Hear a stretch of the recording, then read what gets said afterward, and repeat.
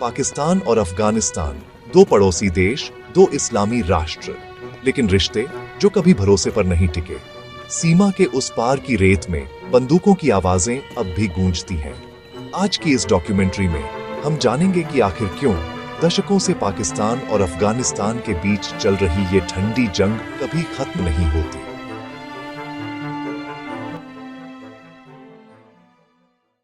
इस कहानी की शुरुआत होती है 1893 में, जब ब्रिटिश राज ने अफगान अमीर अब्दुल रहमान खान के साथ एक समझौता किया, डुरांड लाइन अग्रीमेंट। ये सीमा पाकिस्तान और अफगानिस्तान को अलग करती थी, लेकिन समस्या ये थी कि इस रेखा ने पश्तूनों और बलूच जनजातियों को दो हिस्सों में बांट दिया।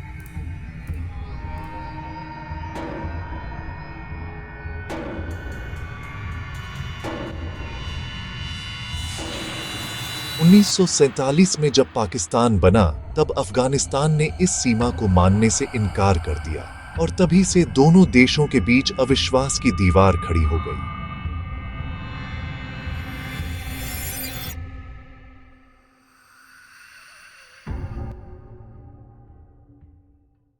उन्नीस सौ 1968 सोवियत संघ ने अफगानिस्तान पर हमला किया। अमेरिका ने पाकिस्तान को अफगान मुजाहिदीन का समर्थन देने के लिए चुना। यहीं से पाकिस्तान ने अफगान राजनीति में अपना गहरा असर जमाना शुरू किया।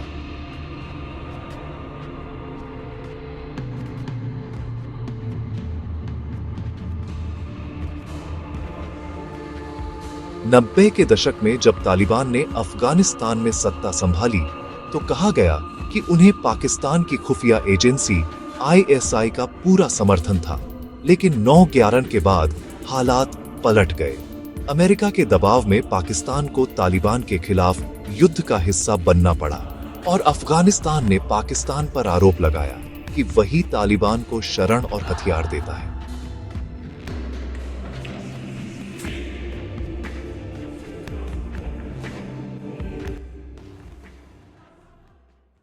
दो 2021 में जब अमेरिका ने अफगानिस्तान छोड़ा, तालिबान फिर से सत्ता में आया। पाकिस्तान को उम्मीद थी कि अब काबुल उसका साथी बनेगा, लेकिन हुआ इसका उल्टा।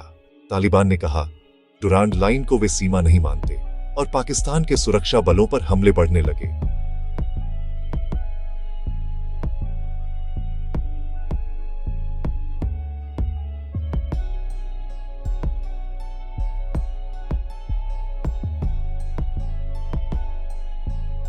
आज हालात इतने तनावपूर्ण हैं कि दोनों देशों की सीमाओं पर रोज गोलीबारी होती है।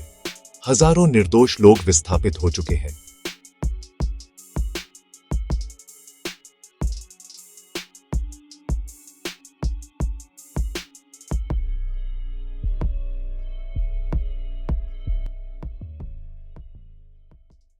इन झगड़ों का असर सिर्फ राजनीति तक सीमित नहीं है।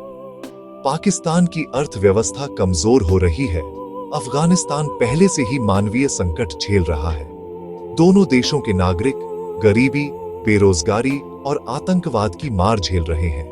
सीमाओं पर स्कूलों की जगह अब बंदूकें हैं और बच्चों के सपनों की जगह डर।